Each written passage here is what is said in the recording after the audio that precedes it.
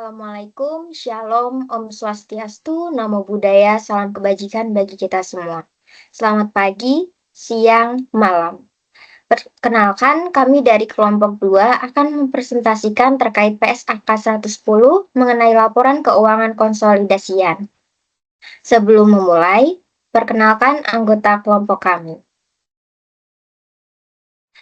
Yaitu yang pertama ada Birgita Andin 2022 7005, Francisca Delia 2022 7006, Ignacia Tiara 2022 7007, Tarisa Gionasari 2022 7026, lalu ada Laurencia Giustiniani 2022 7041.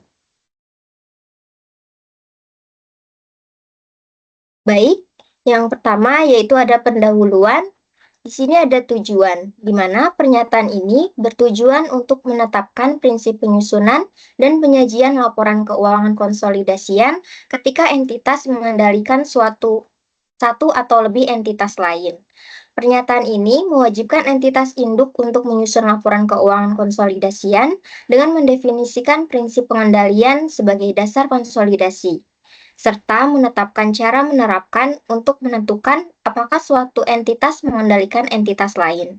Pernyataan ini juga mencakup aturan penyusunan laporan konsolidasi, pengecualian bagi entitas investasi, dan tidak mengatur akuntansi kombinasi bisnis atau dampak goodwill dari kombinasi tersebut. Lalu adanya pengendalian, di mana investor mengendalikan investi jika memiliki kekuasaan atas investi, terekspos pada imbal hasil variabel dan dapat mempengaruhi imbal hasil tersebut. Namun, jika kendali perlu dilakukan bersama-sama, maka setiap investor mencatat kepentingannya sesuai PSAK terkait. Di sini ada kekuasaan, imbal hasil, dan juga ada hubungan antara kekuasaan dan imbal hasil. Yang pertama yaitu kekuasaan, di mana investor ini memiliki kekuasaan atas investi jika memiliki hak untuk mengarahkan aktivitas yang mempengaruhi imbal hasil investi, meskipun hak tersebut belum dijalankan dan hak entitas lain hanya bersifat protektif. Lalu ada hubungan antara kekuasaan dan imbal hasil, yang mana investor ini mengendalikan investi jika memiliki kekuasaan, hak atas imbal hasil variabel, dan kemampuan mempengaruhi imbal hasil tersebut, kecuali jika bertindak sebagai agen. Lalu yang ketiga ada imbal hasil, yang mana investor ini memiliki imbal hasil variabel dari investi jika imbal hasilnya bervariasi sesuai kinerja investi, meskipun beberapa pihak lain juga bisa berbagi imbal hasil tersebut. Lalu adanya persyaratan akuntansi, di mana entitas induk menyusun laporan keuangan konsolidasian dengan menggunakan kebijakan akuntansi yang sama untuk transaksi dan peristiwa lain dalam keadaan yang serupa. Di sini ada dua, yaitu ada kepentingan non-pengendalian dan juga ada kehilangan pengendalian. Yang pertama, kepentingan non-pengendalian ini disajikan terpisah di ekuitas laporan konsolidasian, dan perubahan kepemilikan yang tidak menghilangkan pengendalian dianggap sebagai transaksi ekuitas. Lalu yang kedua ada kehilangan pengendalian, yang mana jika entitas induk kehilangan pengendalian atas entitas anak, entitas induk menghentikan pengakuan aset dan liabilitas entitas anak, mengakui sisa investasi pada nilai wajar, dan mencatat keuntungan atau kerugian yang terkait. Boleh di next? Lalu ada penentuan apakah entitas adalah entitas investasi, yang mana entitas investasi adalah entitas yang mengumpulkan dana dari investor untuk memperoleh imbal hasil dari investasi, dengan tujuan utama investasi untuk kenaikan nilai modal atau penghasilan dan mengukur kinerja berdasarkan nilai wajarnya. Lalu ada entitas investasi pengecualian terhadap konsolidasi, yang mana entitas investasi ini tidak mengonsolidasi entitas anaknya, melainkan mengukur investasi tersebut pada nilai wajar melalui laba rugi sesuai dengan PSAK 71. Lalu di lampiran yang B, di sini ada penilaian pengendalian, yang mana untuk menilai pengendalian, investor itu harus mempertimbangkan kekuasaan, exposure terhadap imbal hasil variabel, dan kemampuan untuk mempengaruhi imbal hasil, serta faktor-faktor terkait seperti desain investasi, aktivitas relevan, dan hubungan dengan pihak lain. Di sini ada 3, yaitu ada tujuan dan desain investasi, kekuasaan, dan aktivitas relevan dan arah aktivitas relevan. Yang pertama, tujuan dan desain investasi. Di sini untuk menilai pengendalian, investor itu mempertimbangkan tujuan, desain, dan juga resiko yang dihadapi investasi, termasuk siapa yang mengendalikan aktivitas relevan, apakah melalui hak suara, atau pengaturan kontraktual, serta potensi resiko yang diteruskan kepada pihak terkait. Lalu yang kedua ada kekuasaan, yang mana investor ini memiliki kekuasaan atas investasi jika memiliki hak substantif yang memberikan kemampuan untuk mengarahkan aktivitas relevan berdasarkan keputusan terkait aktivitas tersebut. Lalu yang ketiga, ada aktivitas relevan dan arah aktivitas relevan, yang mana aktivitas relevan ini adalah aktivitas operasional atau keuangan yang signifikan mempengaruhi imbal hasil investasi, termasuk keputusan penting terkait operasional, aset, dan juga manajemen yang menentukan pihak dengan kekuasaan untuk mengarahkan hasil tersebut. Lalu di sini ada contohnya, yang mana investasi ini didanai oleh instrumen utang milik investor, efek utang, dan instrumen ekuitas yang menanggung kerugian awal, serta menerima imbal hasil residu. Manajer aset yang juga merupakan pemilik 30% ekuitas mengelola portofolio aset investasi, termasuk pemilihan, akuisisi, dan pelepasan aset. Jika proporsi gagal bayar tertentu tercapai, maka pengelolaan aset beralih ke wali amanat atas instruksi investor efek utang. Manajer aset dan investor efek utang ini menentukan apakah mereka memiliki kendali atas aktivitas yang paling mempengaruhi hasil investasi sesuai tujuan dan desainnya. Baik, boleh dilanjutkan.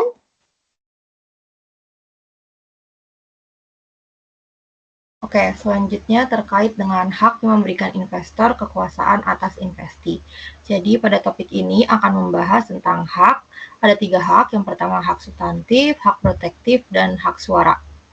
Jadi untuk bisa memperoleh kekuasaan atas investasi, seorang investor itu memerlukan sebuah hak, di mana investor harus memiliki hak yang memberikan investor untuk bisa mengarahkan aktivitas relevan. Contoh dari hak yang dapat memberikan kekuasaan pada investor baik secara individu maupun dalam kombinasi, yaitu hak suara, hak untuk menunjuk, memindah tugaskan, atau mengganti anggota personel manajemen kunci investasi. Kemudian, ketika investasi memiliki aktivitas yang mempengaruhi hasil investasinya dan keputusan penting diperlukan secara terus-menerus, hak suara atau hak serupa itu dapat memberikan kekuasaan kepada investor. Selanjutnya, semakin besar exposure atau hak investor atas variabilitas imbal hasil yang berasal dari keterlibatannya dengan investasi, maka akan semakin besar insentif investor untuk memperoleh kekuasaan tersebut. Selanjutnya ada hak substantif. Jadi seorang investor akan dianggap memiliki kekuasaan jika memiliki hak substantif atas investasi. Artinya, merupakan sebuah hak yang bisa dijalankan secara praktis ketika keputusan penting perlu dibuat, baik itu keputusan yang diperlukan saat ini maupun keputusan dalam kondisi tertentu di masa depan. Lalu selanjutnya ada hak protektif, di mana seorang investor akan mengevaluasi apakah haknya dan hak pihak lain itu adalah hak protektif. Maksudnya merupakan hak yang dirancang untuk melindungi kepentingan pemilik tanpa memberikan kekuasaan atas investasi, terutama dalam perubahan besar atau keadaan khusus. Contohnya itu hak pemberi pinjaman untuk membatasi pinjaman. Bisa di next. Oke, selanjutnya terkait dengan waralaba. Jadi perjanjian waralaba yang investasinya itu bertindak sebagai pewaralaba atau franchise sering memberi pemilik waralaba atau franchiser hak untuk melindungi mereknya. Namun keputusan operasionalnya itu tetap dipegang oleh pewaralaba. Nah, jika pemilik waralaba itu memiliki dukungan finansial yang rendah, maka pengaruhnya terhadap hasil usaha pewaralaba juga terbatas, yaitu hanya sebagai hak protektif. Lalu yang terakhir itu adalah hak suara, di mana hak suara itu dapat digunakan investor untuk mengarahkan aktivitas yang relevan. Jadi ada 3 kondisi. Yang pertama itu kekuasaan dengan hak suara mayoritas. Jadi seorang investor yang punya lebih dari setengah hak suara investi memiliki kekuasaan dalam situasi berikut. Yang pertama adalah mengarahkan aktivitas relevan, dan yang kedua adalah menjadi anggota organ pengatur. Lalu kondisi yang kedua itu adalah hak suara mayoritas tetapi tanpa kekuasaan. Jadi investor tidak memiliki kekuasaan atas investi meskipun investor tersebut memiliki hak suara mayoritas di investi ketika hak suara tersebut itu tidak substantif. Contohnya, seorang investor yang punya lebih dari setengah hak suara investi tidak dapat memiliki kekuasaan jika aktivitas relevannya itu bergantung pada pengarahan pemerintah, pengadilan, dan lainnya. Lalu kondisi yang terakhir itu adalah kekuasaan tanpa hak suara mayoritas, di mana seorang investor dapat memiliki kekuasaan tanpa memiliki hak suara kurang dari mayoritas di investi. Dengan cara yang pertama itu adalah pengaturan kontraktual, baik pengaturan kontraktual dengan investi maupun dengan pihak lain, kemudian hak suara potensial dan hak suara investor. Topik selanjutnya itu adalah terkait dengan kekuasaan ketika hak suara atau hak serupa itu tidak memiliki dampak signifikan terhadap imbal hasil investi. Jadi keterlibatan dalam desain investi itu tidak cukup untuk memberikan investor pengendalian, tetapi keterlibatan dalam desain itu memberi indikasi bahwa investor itu memiliki kesempatan untuk bisa mendapatkan sebuah kekuasaan. Boleh di next. Oke, selanjutnya saya akan membahas mengenai apa yang sudah disinggung oleh Francisca sebelumnya mengenai kekuasaan, imbal hasil, dan hubungan antara kekuasaan dengan imbal hasil. Pertama, di sini saya akan membahas mengenai kekuasaan terlebih dahulu, khususnya kekuasaan ketika hak suara atau hak serupa tidak memiliki dampak signifikan terhadap imbal hasil investi. Di sini ada 4 kondisi. Yang pertama, kekuasaan investor itu dinilai dari keterlibatannya dalam merancang investi dan hak untuk mengontrol keputusan penting. Lalu kondisi yang kedua itu ada pengaturan kontraktual seperti call rights dan hak likuidasi dapat mempengaruhi kekuasaan atas investi. Lalu yang ketiga, kekuasaan bergantung pada keputusan yang diambil saat peristiwa tertentu, meskipun hak keputusan itu tidak protektif.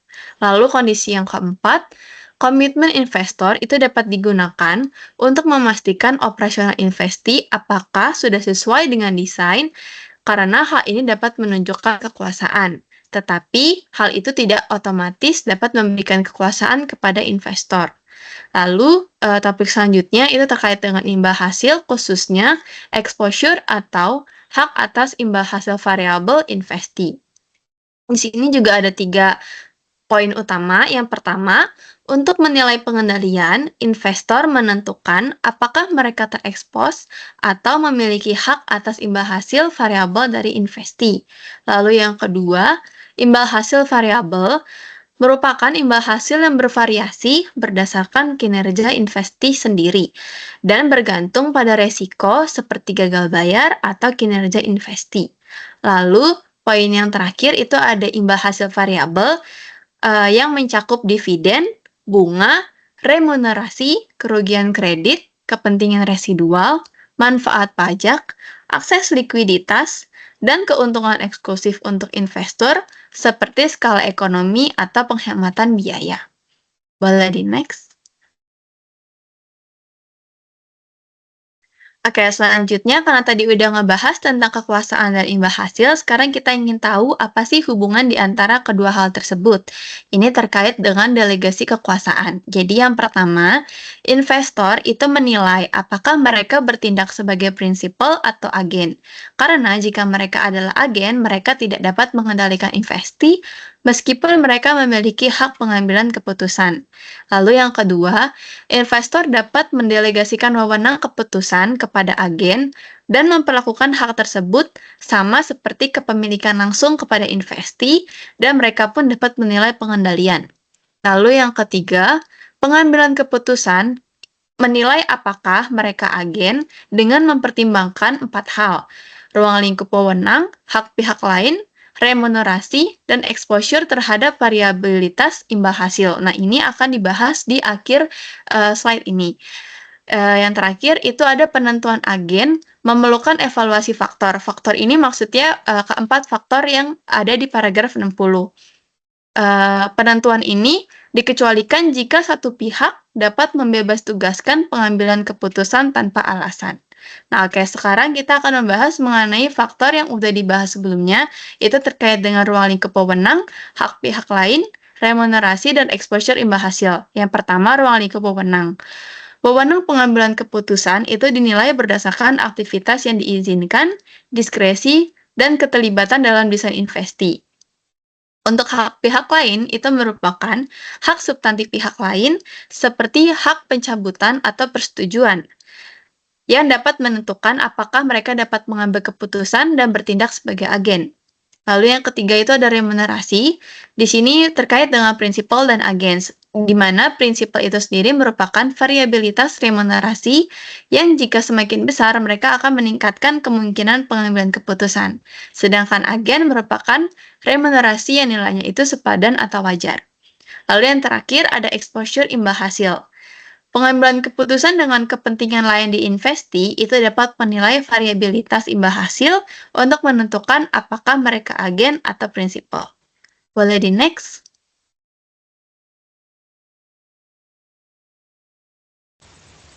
Oke, selanjutnya, kalau tadi Andin itu jelasin tentang hubungan antara kekuasaan dan imbal hasil, sekarang saya akan menjelaskan terkait hubungan dengan pihak lain.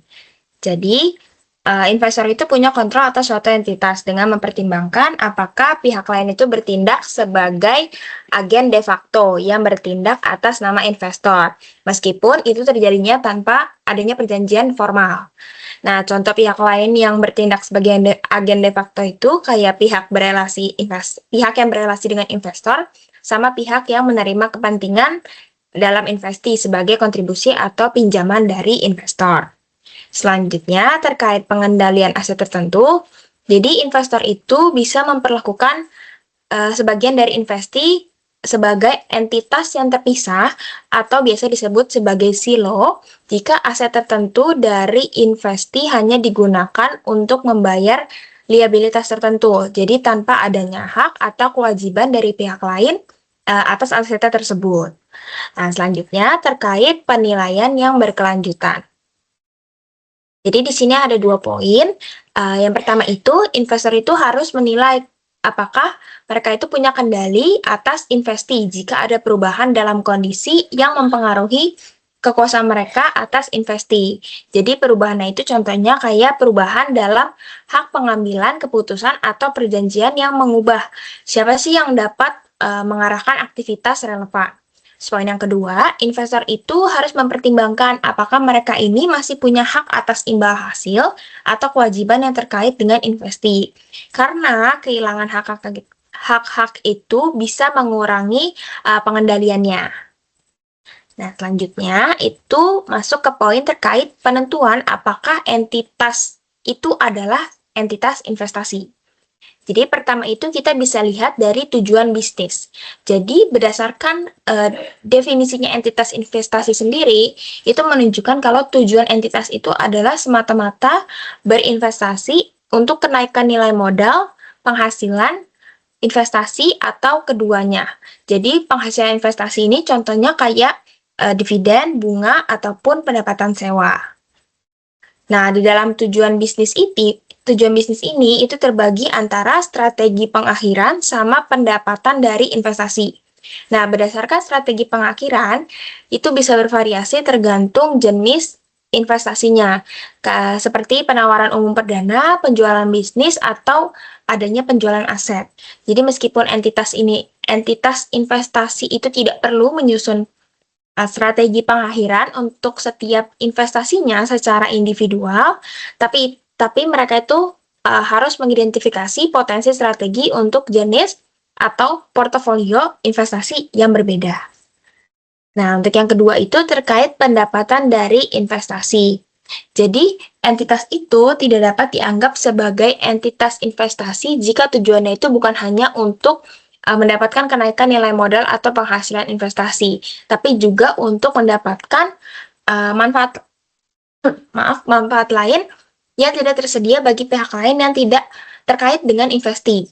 Nah, manfaat yang tidak tersedia bagi pihak lain yang tidak terikat dengan investi itu ada 5. Nah, di sini pertama itu dari hak eksklusif. Hak eksklusif atau tidak proporsional untuk mengakses atau menggunakan aset, teknologi, atau produk dari investi.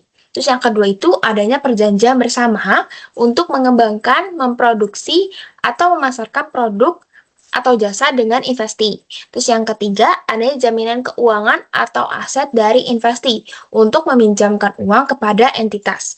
Terus yang keempat, itu opsi untuk membeli saham investi dari pihak berelasi. Dan yang terakhir, itu adalah transaksi dengan persyaratan khusus yang tidak tersedia bagi pihak luar atau yang tidak dilakukan dengan nilai wajar. Selanjutnya, karena tadi kita udah bahas nilai wajar, sini kita akan membahas terkait pengukuran nilai wajar. Jadi, entitas investasi itu bisa pilih untuk mencatat properti investasinya menggunakan model nilai wajar, kecuali model ekuitas untuk investasi di entitas asosiasi atau joint venture. Nah, dan untuk mengukur aset keuangannya pada nilai wajar. Namun entitas investasi itu tidak perlu mengukur aset non-investasi atau liabilitasnya pada nilai wajar. Contohnya kayak properti kantor ataupun utang. Di sini ada beberapa karakteristik khusus untuk entitas investasi. Yang pertama itu karakteristiknya adalah lebih dari satu investasi. Jadi, entitas investasi itu biasanya tuh punya beberapa investasi untuk mendiversifikasikan risiko dan memaksimalkan imbal hasilnya.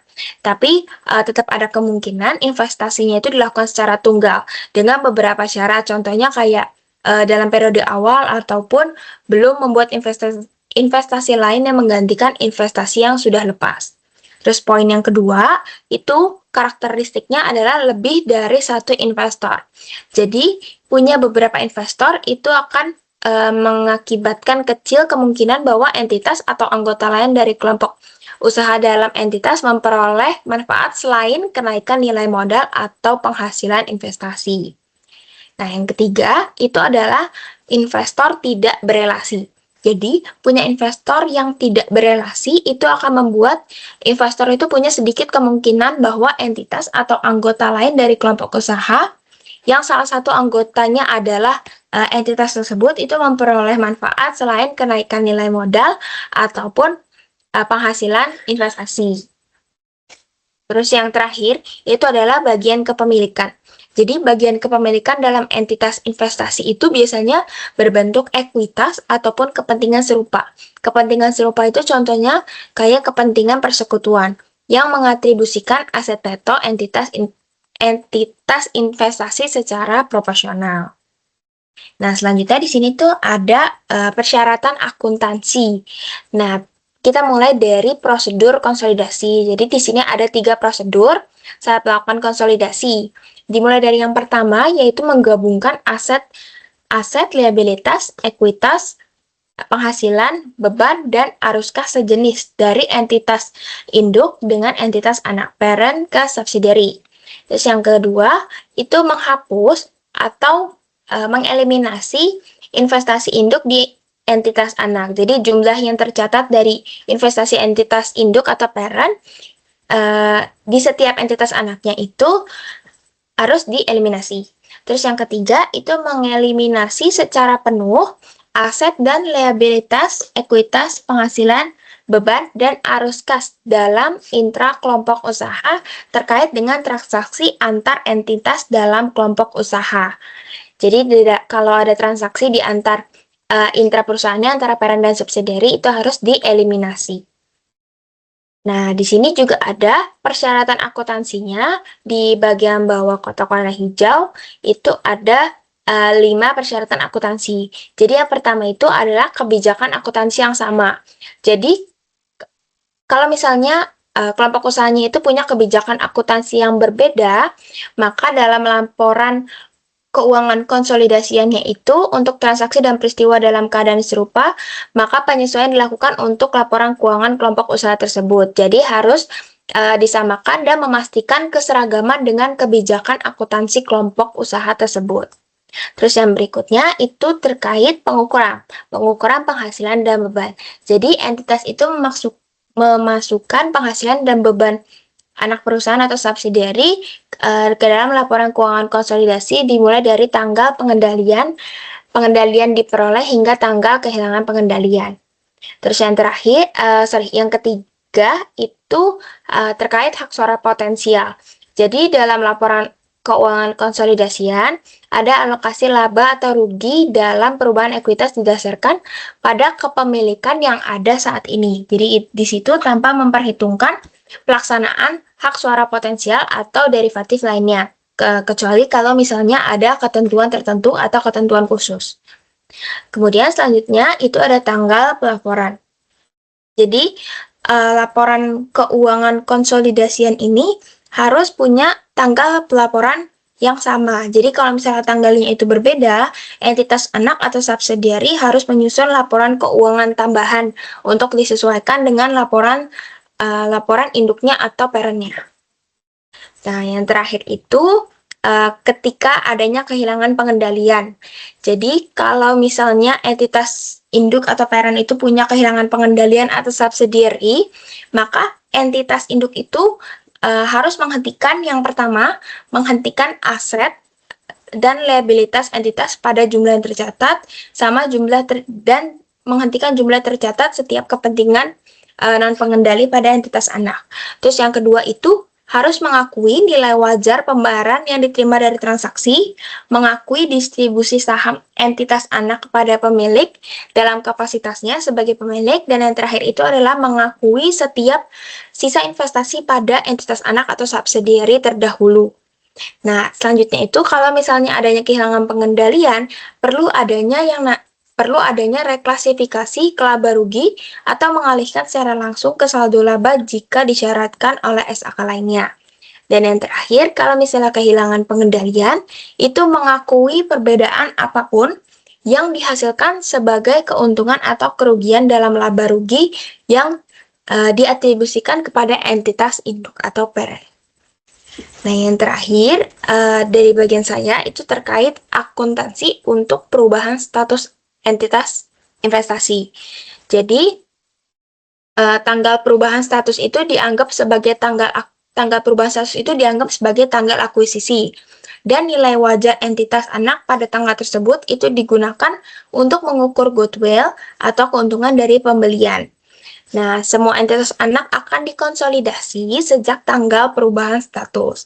Sebaliknya, ketika entitas menjadi entitas investasi, entitas berhenti mengonsolidasi entitas anak pada tanggal perubahan status, kecuali jika ada entitas anak yang tetap dikonsolidasi.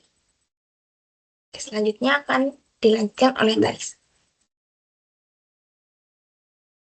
Selanjutnya saya akan membahas tentang tanggal efektif. Jadi tanggal efektif itu merujuk pada kapan suatu peraturan akuntansi mulai berlaku. Dalam penerapannya, entitas perlu melakukan penyesuaian retrospektif, artinya laporan keuangan dari periode sebelumnya disesuaikan agar sesuai dengan ketentuan baru.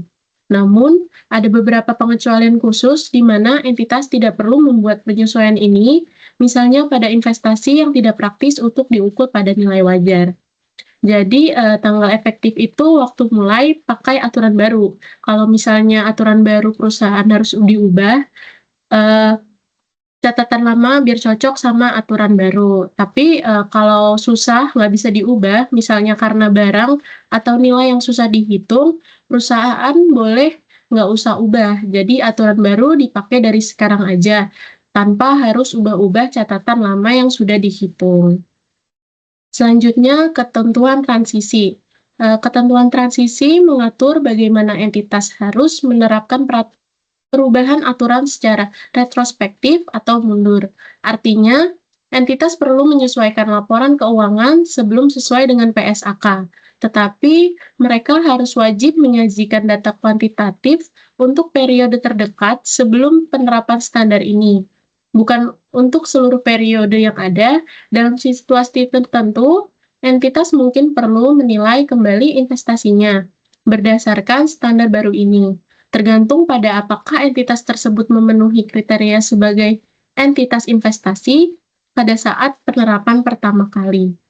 Kalau ada kasus khusus, perusahaan mungkin perlu cek lagi investasinya sesuai aturan baru, tergantung apakah perusahaan itu dianggap entitas investi atau perusahaan yang tujuannya investasi aja, maka waktu aturan baru mulai berlaku.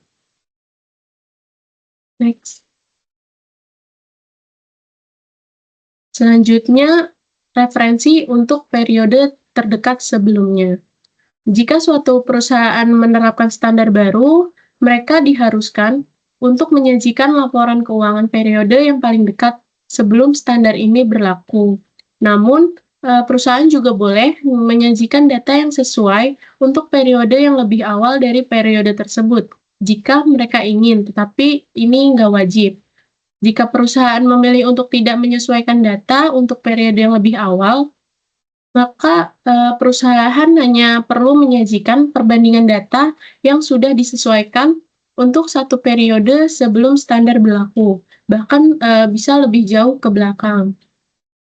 Dengan kata lain, perusahaan bisa membatasi penyesuaian laporan pada periode terdekat saja, tanpa harus mengubah seluruh data laporan keuangan untuk tahun-tahun sebelumnya.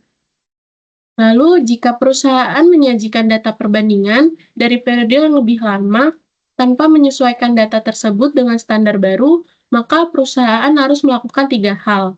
Yang pertama itu identifikasi, 2 pernyataan, 3 itu penjelasan. Nah, yang pertama itu identifikasi. Jadi, ngejelasin dengan jelas bagaimana dari laporan yang menggunakan data lama yang belum disesuaikan. Yang kedua itu pernyataan, yaitu sebutkan bahwa data lama ini disajikan berdasarkan aturan yang berbeda dari standar baru.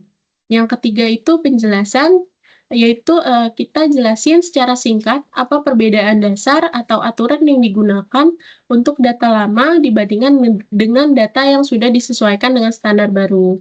Nah, ini semua dapat membantu pembaca laporan memahami bahwa data dari periode lebih awal mungkin tidak sepenuhnya sejalan dengan aturan standar baru. Sekian dari kelompok kami, terima kasih.